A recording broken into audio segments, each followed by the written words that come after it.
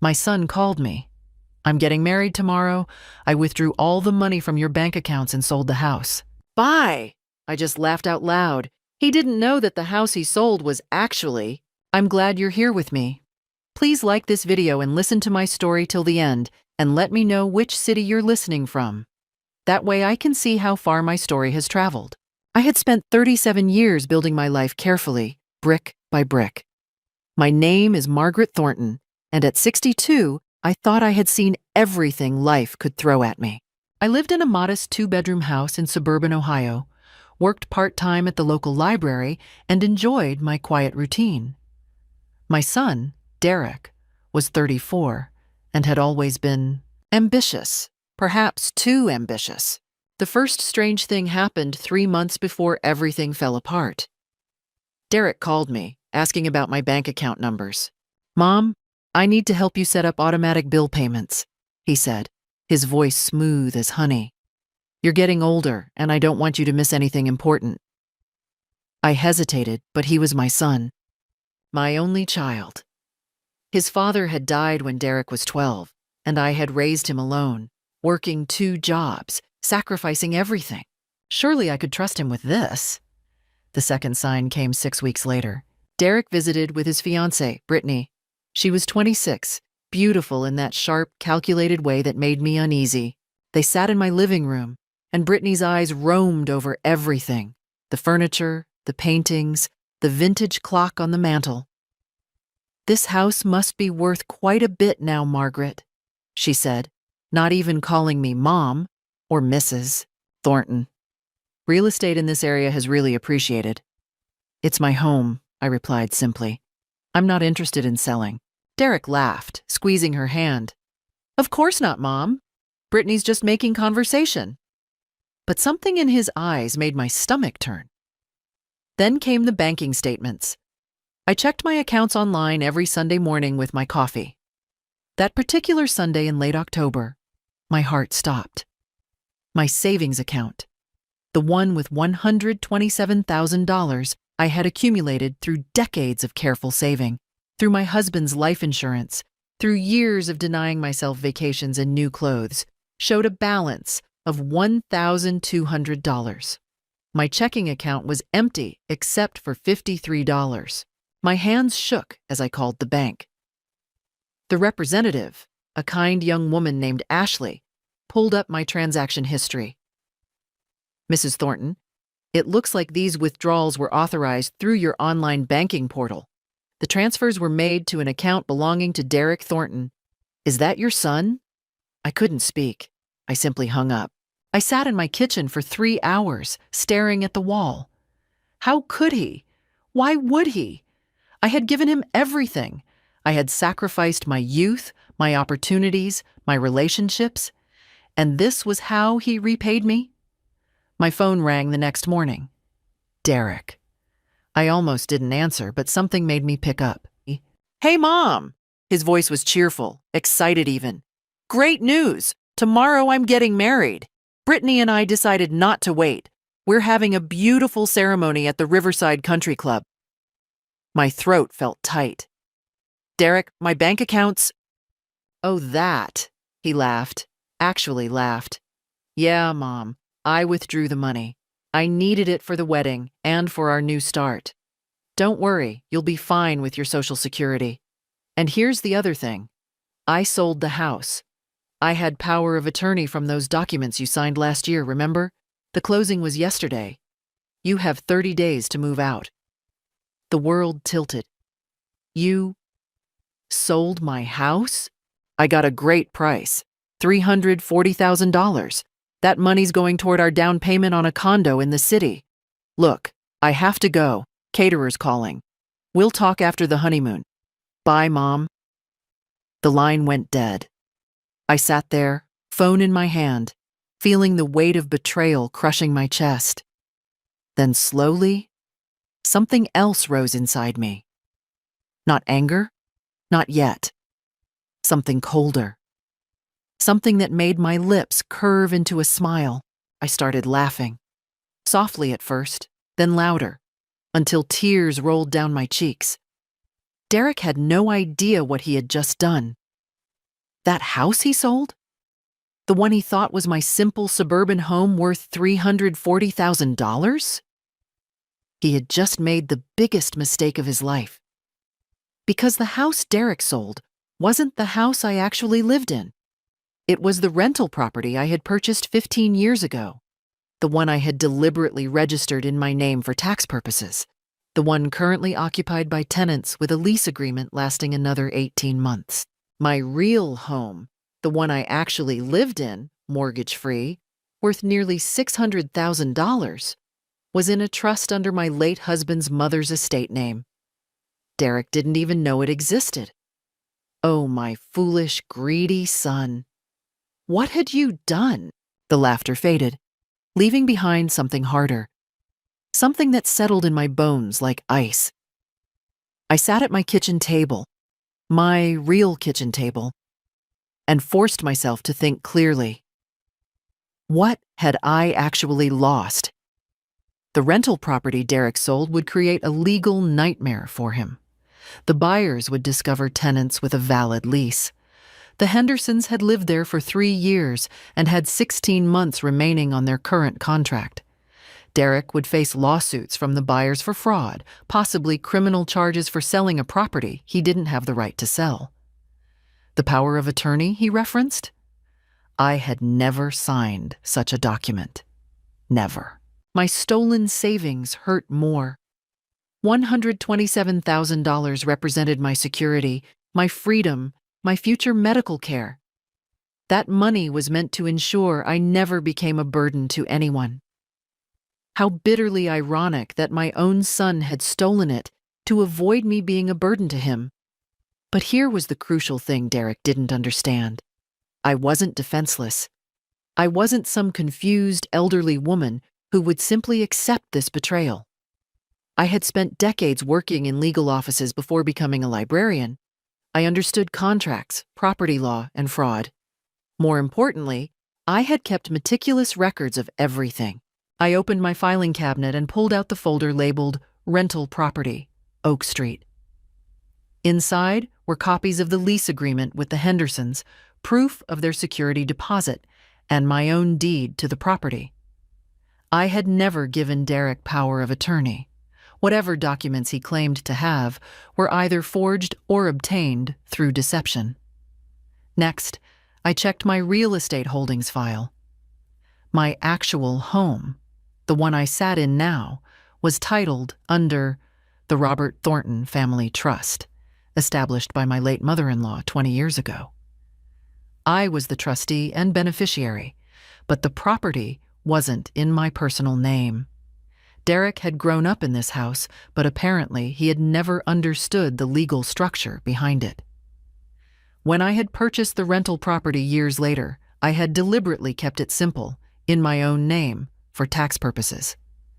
Derek must have assumed that modest rental was my only asset.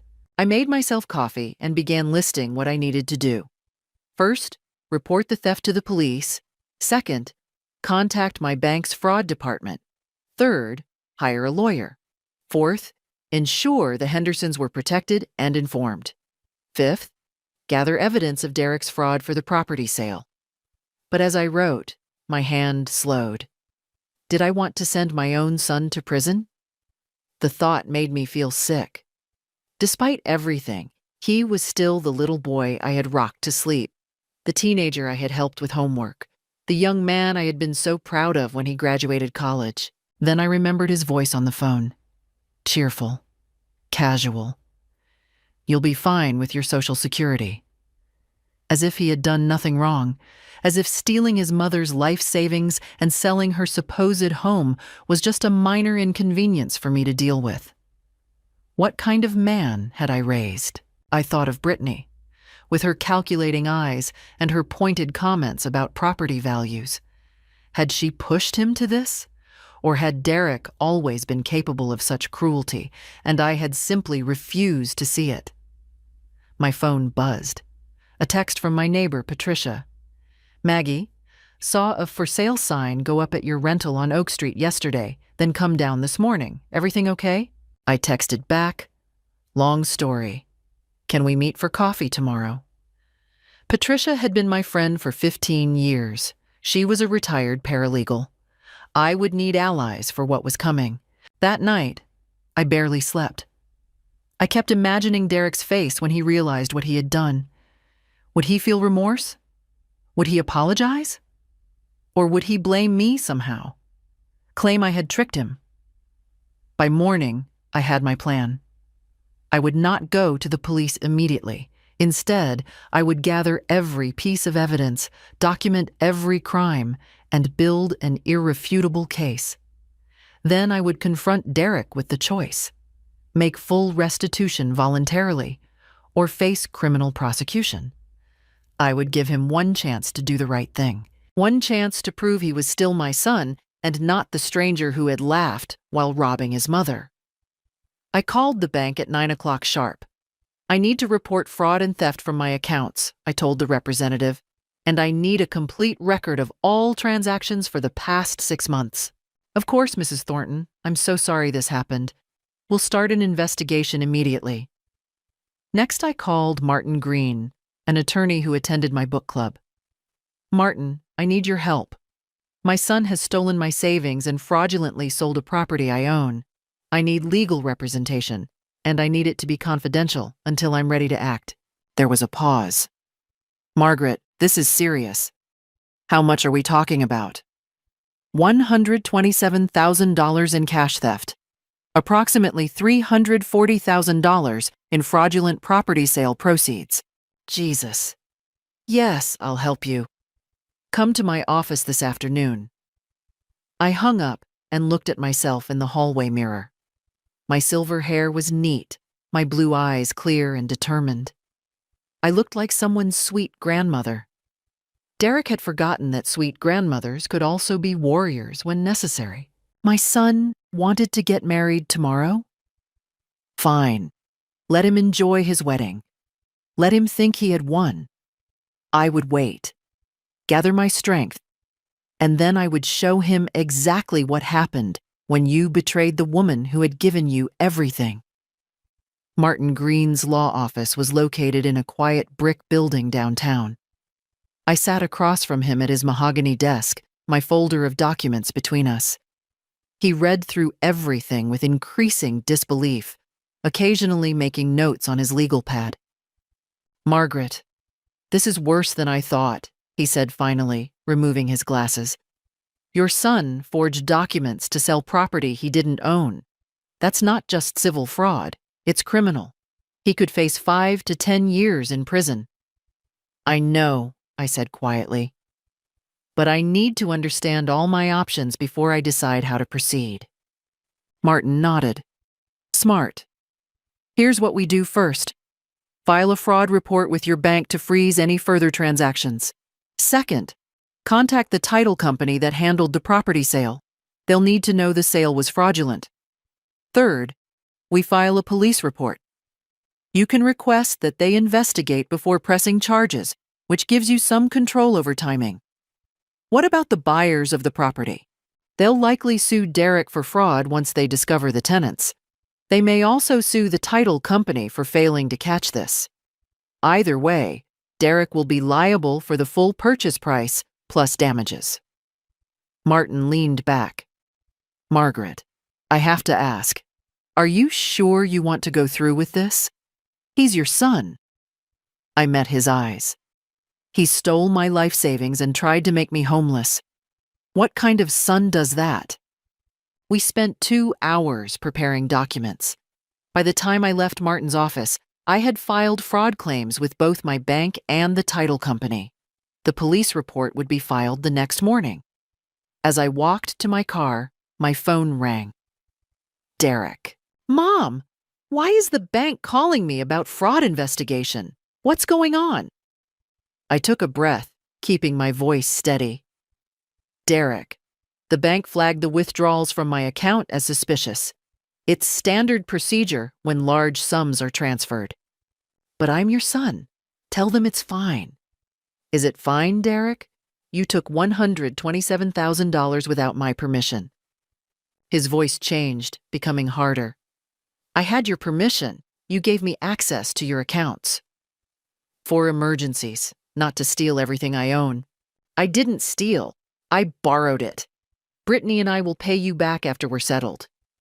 He sounded defensive now, caught. And the house sale was completely legal. I had power of attorney.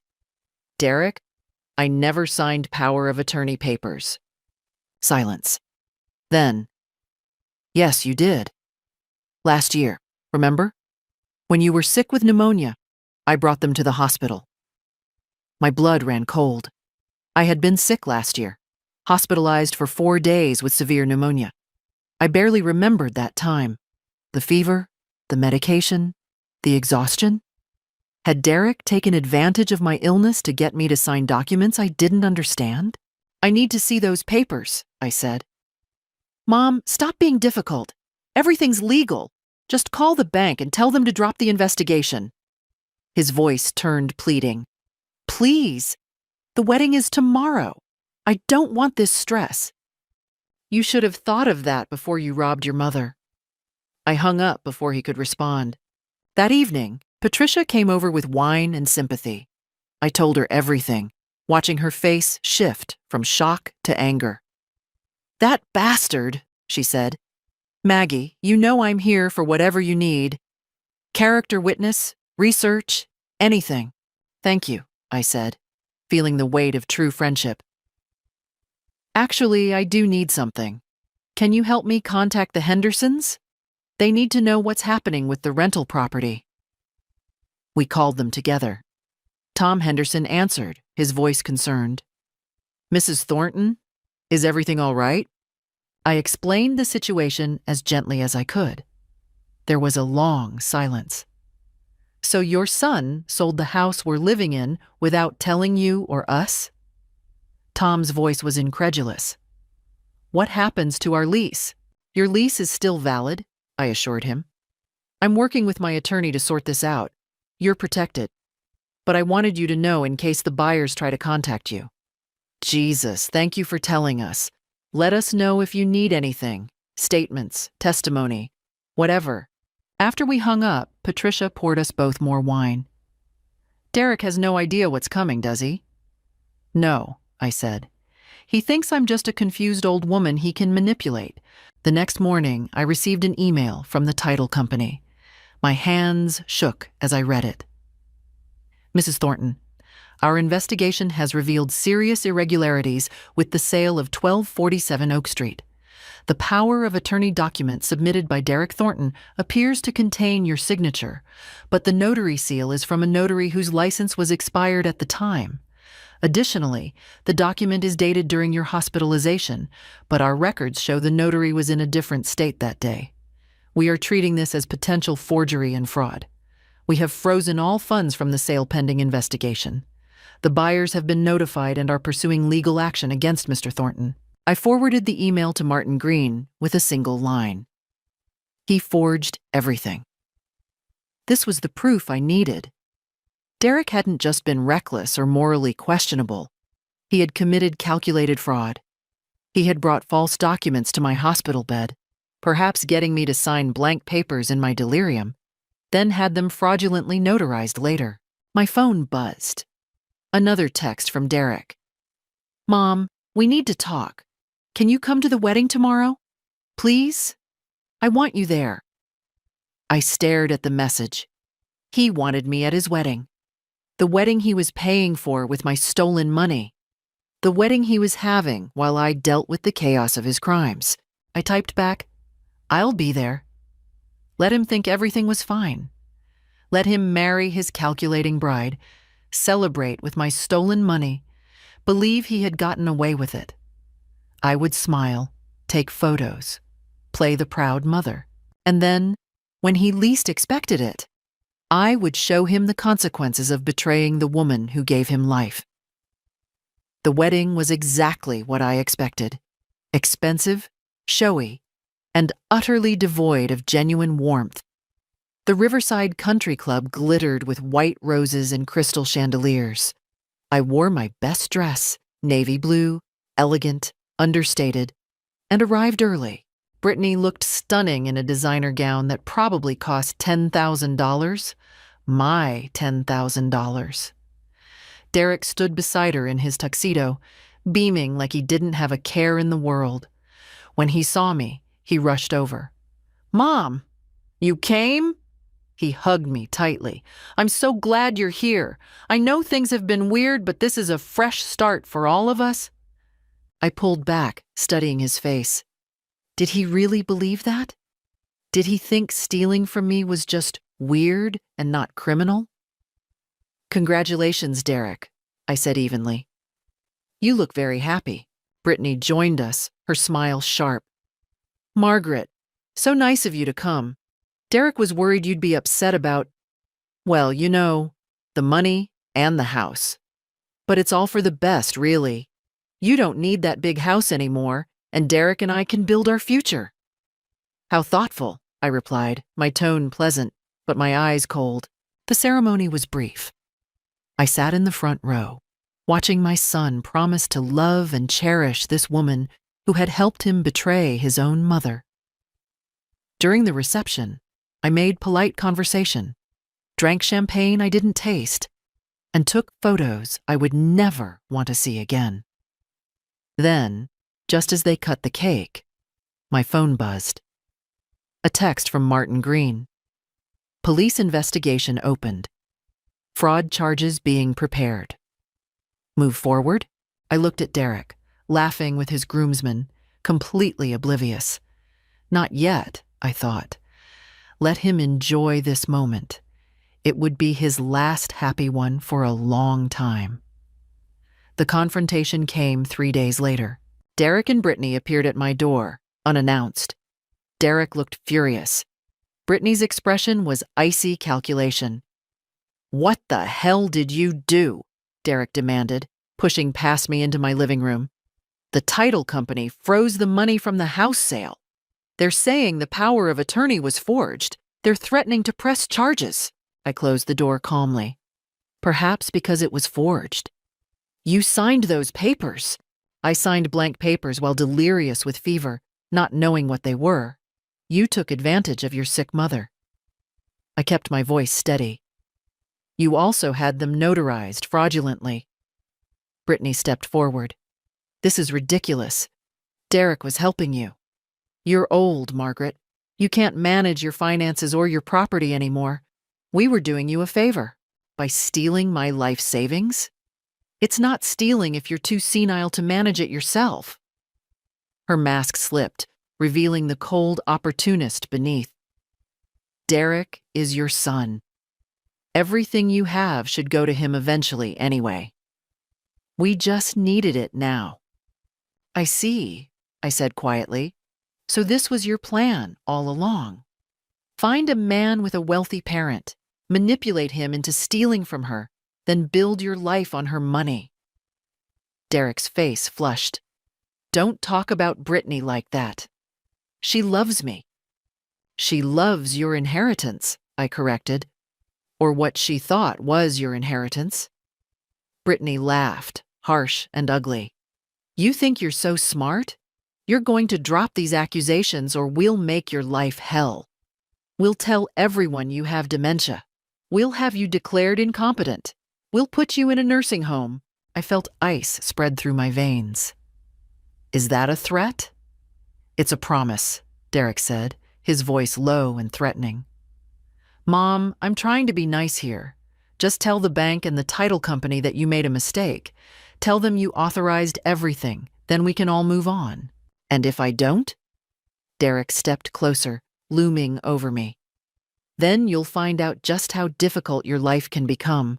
We have lawyers too. We'll tie you up in court for years. We'll drain whatever money you have left in legal fees. We'll make sure everyone knows you're a confused old woman who can't remember what she signed." For a moment, I felt genuine fear. Not of their threats, I had evidence on my side, but of what my son had become. This angry, threatening man was a stranger wearing Derek's face. But I had not survived 37 years alone by being weak. "Get out of my house," I said, my voice like steel. "Both of you, now." "Mom, get out!" The force of my voice surprised even me. You have 5 seconds before I call the police. 1, 2. They left. Brittany spitting curses, Derek's face twisted with rage. As their car pulled away, I sat down heavily on my couch, my hands shaking. The mask was off. Now I knew exactly who I was dealing with. I called Martin the next morning. File the police report, press full charges. I want them prosecuted to the fullest extent of the law. Are you sure? Completely. For the next few days, I did nothing but rest. I read books, tended my garden, had lunch with Patricia. I needed to recover my strength, both physical and emotional. The confrontation had shaken me more than I wanted to admit.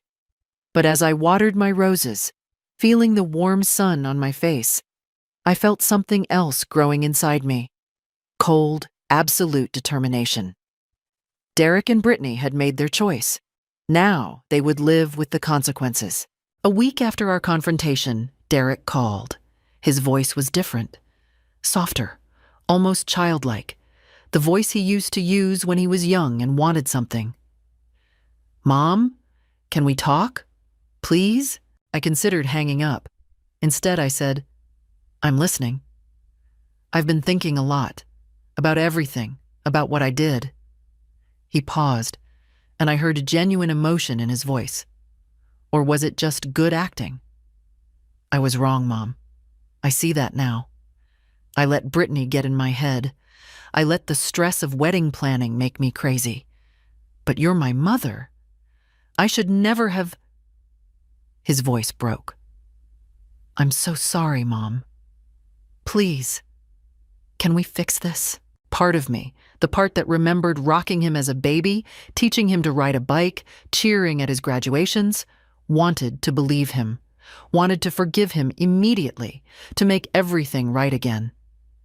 But I had learned my lesson about blind trust. What exactly are you proposing, Derek? I'll return the money, all of it. Brittany and I will take out a loan if we have to, and the house thing, I'll fix it. I'll make sure the buyers don't sue. I'll handle everything. He was speaking quickly now, urgently. Just please, please drop the police investigation. I can't have a criminal record, Mom. It'll ruin my career, my whole life.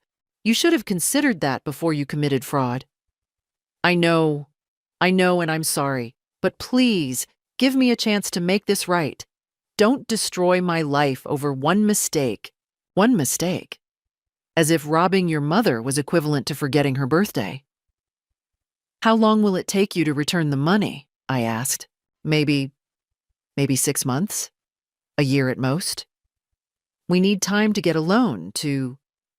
Derek, you don't have 6 months. The investigation is already underway. His voice changed again, becoming desperate. Then what do you want? Just tell me what you want.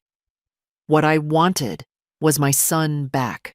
The real Derek, the one who had existed before Brittany, before greed had poisoned him. But that person might never have existed at all. I want full restitution within 30 days, I said. Every dollar you took, plus interest. I want a written confession of what you did. I want you to face the consequences of your actions. That's impossible. We can't get that kind of money in 30 days. Then you should have thought of that before you stole it. God, you're heartless. The desperation turned to anger. I'm your son, your only child. How can you do this to me? How could you do what you did to me? I replied quietly. Goodbye, Derek. I hung up and turned off my phone. That afternoon, Brittany came alone. I watched from my window as she got out of her car, dressed impeccably in a cream-colored suit. She rang the doorbell 3 times before I answered. Margaret, we need to talk, woman to woman. Her smile was strained, but trying to be warm. Can I come in? No. She blinked, surprised. I'm trying to make peace here. Make it from the porch. Her jaw tightened, but she maintained her composure.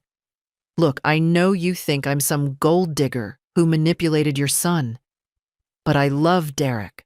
I really do. And I'm trying to save him from this disaster.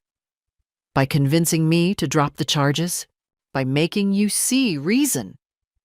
Her mask slipped slightly. Do you understand what criminal charges will do to him? To his career? To our future? Yes, I said. That's exactly why they need to be filed. Brittany stared at me, then laughed. A cold, bitter sound. You know what? Derek was right about you. You're a selfish old woman who can't stand to see her son happy. You're so bitter and alone that you want to drag him down with you. Are you finished? You'll regret this, she hissed. When Derek is in prison, when your relationship is destroyed forever, you'll realize you chose money over your own son.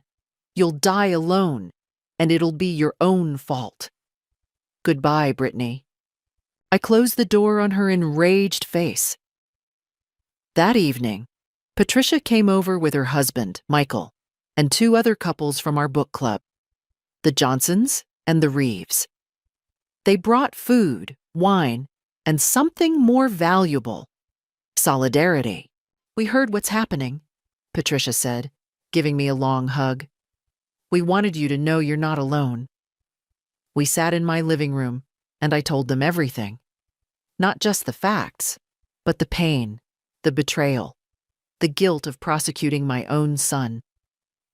They listened without judgment. You're doing the right thing, Michael said firmly. What Derek did was criminal. If you let him get away with it, you're telling him he can betray anyone without consequences. Carol Johnson nodded. My brother stole from our mother. She forgave him, didn't press charges. He did it again 5 years later. Some people only learn through consequences. Their support wrapped around me like a warm blanket. I wasn't crazy. I wasn't heartless. I was a woman protecting herself from someone who had proven he couldn't be trusted, even if that someone was my son. As they left that night, Patricia squeezed my hand. Stay strong, Maggie. You're doing the hard thing, but it's the right thing. I went to bed that night feeling something I hadn't felt in weeks. Peace. Cold, hard peace. Derek and Brittany had tried manipulation, threats, and guilt. None of it worked. Because I had something they didn't understand. Principles, self-respect, and friends who reminded me of my worth. The next morning, I called Martin Green. No deals, no compromises. We proceed with full prosecution. Understood, he said. Margaret, for what it's worth, I think you're incredibly brave. Brave or broken, I wasn't sure which, but I knew I wouldn't back down. They came together this time, on a Sunday morning when the neighborhood was quiet. I saw them through my window, Derek and Brittany walking up my driveway with careful, measured steps. Derek carried flowers. Brittany had a bakery box, peace offerings. I almost didn't answer the door. But curiosity won. What new strategy had they devised? Mom. Derek's voice was gentle, his eyes red-rimmed as if he'd been crying. Please, just give us 5 minutes. That's all we're asking. Against my better judgment, I let them in. We sat in my living room, them on the couch, me in my armchair, keeping distance between us. Derek set the flowers on the coffee table. Daisies. My favorite. Of course he remembered. Mom, we were wrong, Derek began. About everything, the way we talked to you, the things we said. It was unforgivable. He leaned forward, his expression earnest. These past 2 weeks, I haven't been sleeping. I keep thinking about what I did, about how I hurt you. You're my mother.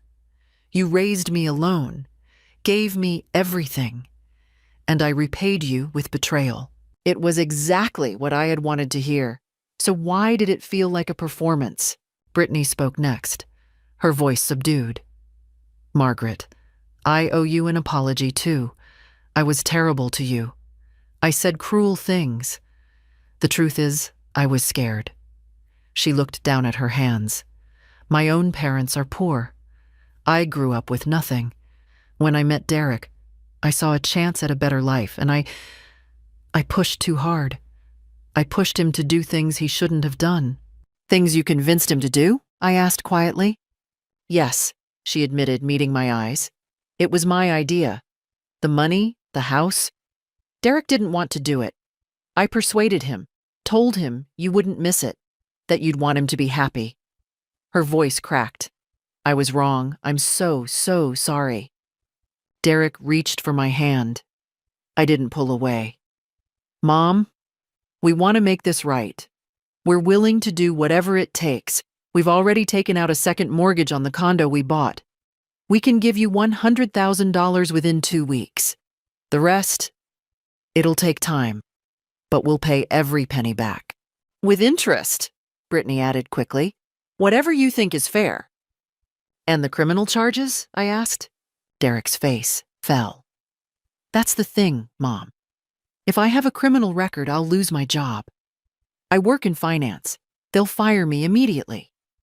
And then how can I pay you back? How can I support a family? He squeezed my hand. I'm not asking you to forgive me. I don't deserve that. But I'm begging you to give me a chance to fix this without destroying my entire future. Please, Margaret, Brittany said. We want to have children. Derek wants to give you grandchildren, but he can't do that from prison. Grandchildren. The word hit me like a physical blow. I had dreamed of being a grandmother, of holding Derek's babies, of passing on our family history. They knew exactly where to strike. Think about it, Derek pressed. Do you really want your grandchildren to visit their father in prison? Do you want them to grow up knowing their grandmother put their father behind bars? I studied them both. The performance was good. Derek's tears seemed genuine. Brittany's remorse looked real. They had clearly rehearsed this carefully, but I noticed small things. The way Brittany's eyes kept flicking to her watch. The way Derek's grip on my hand tightened when I didn't immediately respond. The tension in their shoulders coiled like springs. What happens if I say no? I asked softly. The change was instant. Derek's expression hardened. Brittany sat back, arms crossed. Then you're choosing to destroy your son, Derek said flatly. And for what? Money you don't even need? You have your precious house, your comfortable life. You're taking away mine out of spite. It's not spite, it's justice. Justice? Brittany laughed harshly. You want to talk about justice? What about fairness? Derek is your only child. Everything you have will go to him when you die anyway. We just needed it earlier. That's all. So you're saying I should have died sooner? Made things more convenient for you? Don't twist my words, Brittany snapped. I'm saying you're a vindictive old bitch who can't stand seeing her son happy with someone who isn't you. Derek didn't defend me. He just watched, waiting to see if this approach would work where kindness had failed. I stood up slowly. Get out. Mom, get out! My voice shook with rage. You come into my home with your fake tears and your manipulations, trying to guilt me into letting you rob me without consequences. You think I don't see what you're doing? Derek stood, his face flushing with anger. You're going to regret this. When I'm sitting in a prison cell, when Brittany leaves me because I can't provide for her, when you're alone on every holiday for the rest of your life, remember that you chose this. I didn't choose this, I said coldly. You did. The day you decided to steal from your mother. Brittany grabbed Derek's arm. Let's go. She's not worth it. Let her rot alone in this house with her precious money. They stormed out, slamming the door behind them. I stood in my living room trembling. Not from fear, from fury. They had tried everything. Apologies, manipulation, guilt, threats. They had offered me grandchildren like a bargaining chip, as if I would sacrifice my self-respect for hypothetical babies. But beneath the anger, I felt something else. A small, cold thread of fear. What if Derek was right? What if I was destroying him? What if years from now I would regret this choice? No. I pushed the thoughts away. I had seen behind their masks today. I had seen the calculation, the manipulation, the complete lack of genuine remorse. They weren't sorry they had hurt me. They were sorry they had been caught. I picked up the daisies Derek had brought and threw them in the trash. Then I called Martin Green. They just tried to manipulate me into dropping the charges, I told him. They offered partial restitution in exchange for no prosecution. What did you tell them? I told them to get out of my house. There was a pause, then Martin's warm chuckle. Good for you, Margaret. That took real strength. Strength. Was that what this was? Or was it stubbornness? Pride? Vengeance? I didn't know anymore. But I knew I couldn't back down now, not when they had shown me so clearly who they really were.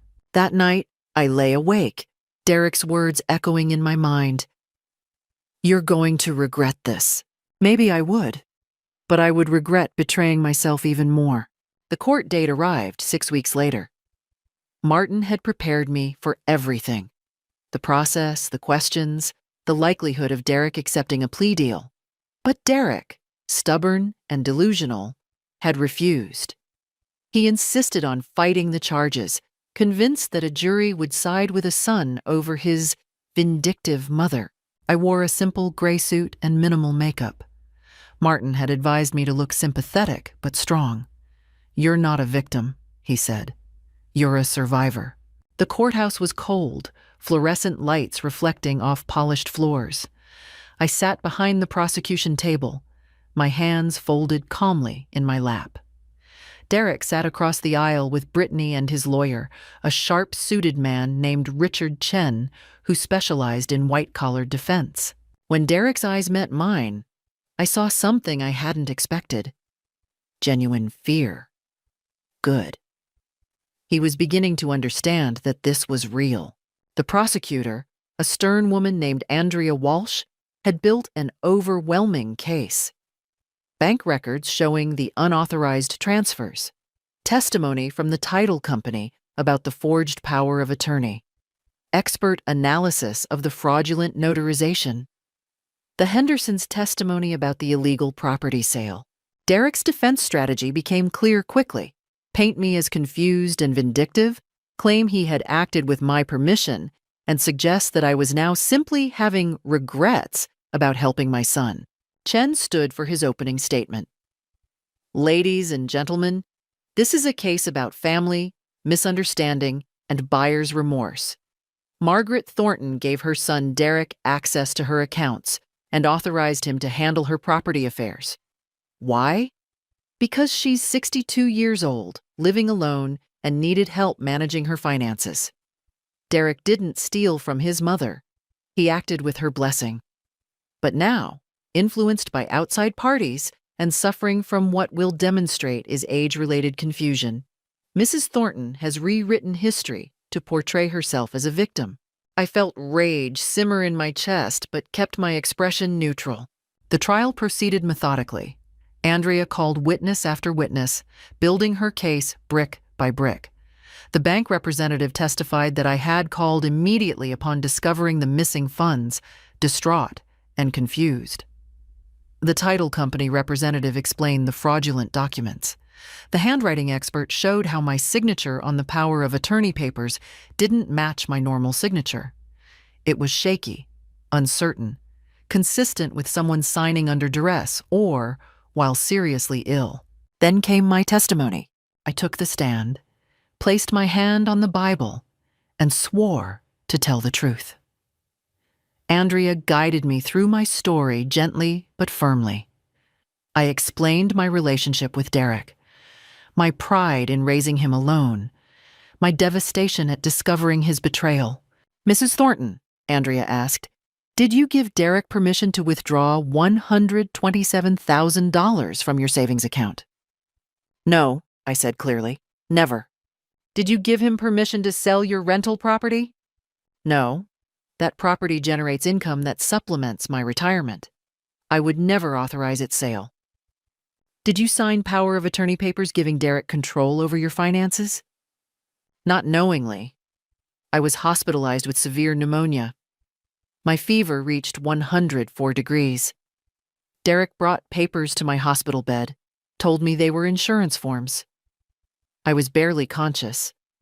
I don't remember signing anything. Chen cross-examined me aggressively, trying to paint me as vengeful and confused. But I had prepared for this. I remained calm, answered every question directly, and never lost my composure.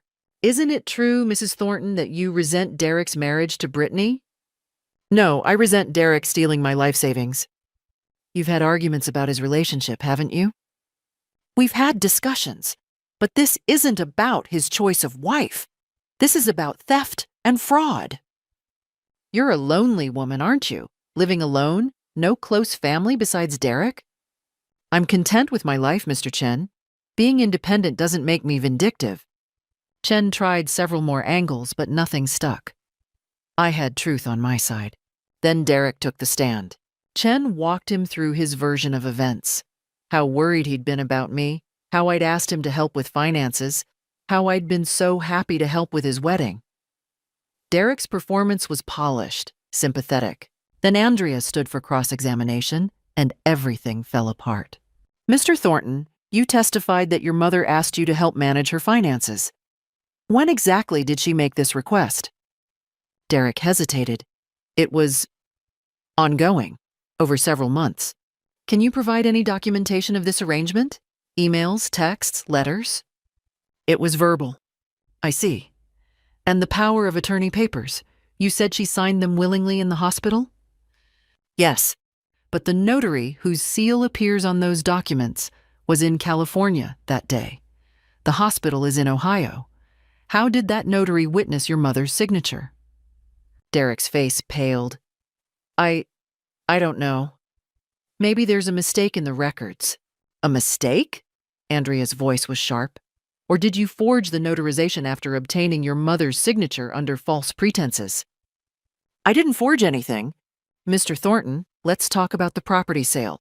Did you inform the buyers that the house had tenants with an active lease? I thought they'd been notified. By whom? The real estate agent should have? You were representing yourself as the property owner with full authority to sell.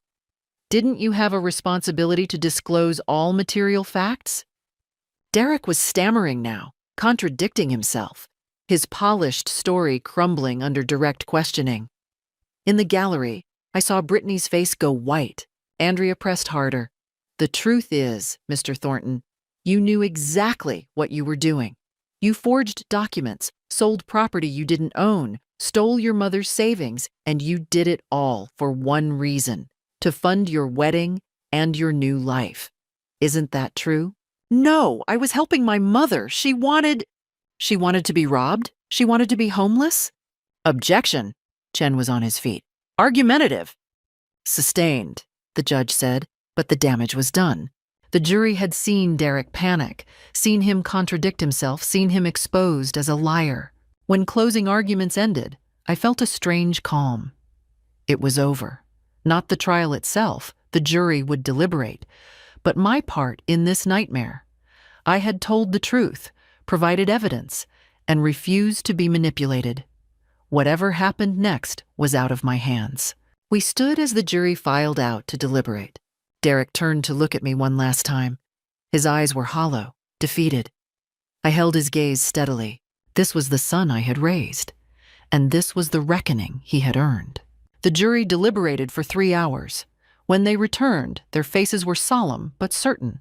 On the count of grand theft, how do you find the defendant? Guilty. On the count of fraud, how do you find the defendant? Guilty. On the count of forgery, how do you find the defendant? Guilty. Derek's face crumbled. Brittany let out a choked sob.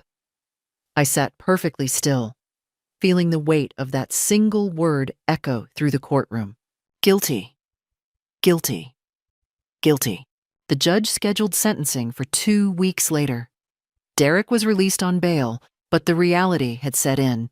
He would go to prison. His life, as he knew it, was over. Outside the courthouse, reporters waited. Martin had warned me they would be there. The case had attracted local media attention. Elderly mother prosecutes son for theft, made for compelling headlines. Mrs. Thornton, "How do you feel about the verdict?" a reporter called out. I stopped, considered, then spoke clearly. "I feel that justice has been served. What my son did was criminal. He betrayed the person who loved him most, and he must face the consequences of that choice. Do you have any message for other families dealing with financial elder abuse?" Yes. You are not obligated to protect people who harm you, even if they're family, especially if they're family. Love without boundaries is not love, it's enabling. Martin guided me to his car and we drove away from the chaos. The sentencing hearing was brutal to witness. The judge, a silver-haired woman named Margaret Hendricks, listened to impact statements from both sides. The Hendersons described the stress and fear of nearly losing their home. The buyers of the property described the financial nightmare Derek had created. I described the betrayal, the violation of trust, the emotional devastation. Then Derek's attorney presented his plea for leniency. Derek himself stood, his voice shaking, and apologized. This time, his tears seemed real. "Your Honor, I know I can never undo what I did. I betrayed my mother, the woman who sacrificed everything for me. I let greed and poor judgment destroy our relationship. I understand I must face punishment. I only ask for mercy, for a chance to eventually rebuild my life and somehow, someday, make amends." Judge Hendricks looked at him for a long moment, her expression unreadable. "Mr. Thornton, you didn't make a mistake. You made a series of calculated choices. You forged documents. You exploited your mother's illness. You committed fraud against multiple parties. These weren't crimes of passion or desperation. They were crimes of entitlement and greed." She paused. "You showed no remorse until you were caught. You threatened your mother when she sought justice. You deserve no leniency." She sentenced him to 7 years in prison, with the possibility of parole after 4. Additionally, full restitution to me and the property buyers, plus court costs and penalties. The total came to over $200,000. Derek collapsed into his chair, sobbing. Brittany sat frozen, her face a mask of horror. As the bailiff led Derek away in handcuffs, he looked at me one last time. I met his eyes but said nothing. There was nothing left to say. After the sentencing, Martin and I met in his office to discuss the restitution order. "The court has frozen Derek and Brittany's assets," he explained. "The condo they bought will be sold. Their bank accounts will be seized. They'll be paying you back for years, possibly decades." "What about Brittany?" I asked. "She wasn't charged criminally since Derek took the lead role, but she's liable for the restitution as his spouse. Her wages can be garnished, her assets seized. She'll be paying for his crimes alongside him." I thought about the woman who had called me a vindictive old bitch, who had tried to manipulate me with promises of grandchildren. Justice, it seemed, had its own plans for her. Over the following weeks, the consequences cascaded. Derek lost his job in finance. No firm would employ a convicted felon. Brittany's social media, once full of wedding photos and inspirational quotes, went dark. Friends and colleagues distanced themselves. Their condo was sold at a loss in a foreclosure sale. I received the first restitution payment, $15,000 from the condo sale. It would take years to recover the full amount, but the system was working. The Hendersons sent me a card. "Thank you for having the courage to stand up for what's right. You saved our home and taught our children an important lesson about justice." Patricia threw a small dinner party to celebrate the trial's conclusion. Our book club friends toasted my strength, my resilience, my refusal to be victimized. "You did something remarkable, Maggie," Michael said. "Most people would have backed down, but you stood firm." "I had no choice," I replied. "He gave me no choice." But even as I celebrated this victory, I felt the hollowness of it. I had won in court, but I had lost my son. The little boy I had raised no longer existed, replaced by this stranger who valued money over everything. Still, I had my self-respect. I had my home, my friends, my future secured. and I had sent a message that would echo far beyond this courtroom. Mothers deserve respect. Elderly people deserve protection. And crimes against family are still crimes. Derek would have 7 years in prison to think about what he'd lost. I hoped, somewhere in that time, he would find genuine remorse. Not the performative kind he'd shown in court, but real understanding of what he'd done. But whether he found it or not, I had found something more valuable. Myself, my strength, my worth, and no one could steal that from me. 6 months after Derek's sentencing, my life blossomed unexpectedly. I started a consulting business, helping elderly people protect themselves from financial abuse. Patricia joined me, and we hosted workshops at community centers. Every person I helped felt like redemption. My pain had purpose. I traveled to Ireland and Canada, reconnected with old friends, and on my 63rd birthday, Patricia threw a surprise party. Looking at the warm faces surrounding me, I realized Derek had been wrong. I wasn't alone. I had community, purpose, and genuine happiness. Meanwhile, Derek's world collapsed. Prison was brutal. He was attacked twice, developed depression, and struggled with anxiety. Brittany divorced him after 8 months, claiming she was his victim too. She moved back with her parents, working 2 retail jobs to pay restitution. Her social media disappeared. No one wanted to date the woman who robbed an elderly mother. Derek's finance career was destroyed. His employer sued him. His certifications were revoked. Friends abandoned him. His parole was denied. No job prospects, no support letters, no evidence of rehabilitation. He would serve the full 7 years. I had chosen myself, and paradoxically, that choice led to the richest period of my life. Claude is AI and can make mistakes. Please double-check responses. Looking back now, I understand what happened. I had loved Derek so completely that I forgot to teach him to love me back. I had given without boundaries, sacrificed without limits, and in doing so, I had raised someone who believed he was entitled to take. The greatest lesson I learned? Love without respect is worthless. Family without integrity is meaningless, and sometimes the most painful choice is also the right one. My son is in prison because he committed crimes, not because I'm vindictive, but because he chose greed over love. I didn't destroy his life. He did that himself. What would you do if your child betrayed you this way? Would you have the strength to choose justice over guilt? Thank you for listening to my story. I hope it helps someone out there recognize the warning signs, set healthy boundaries, and remember that protecting yourself isn't selfish, it's survival.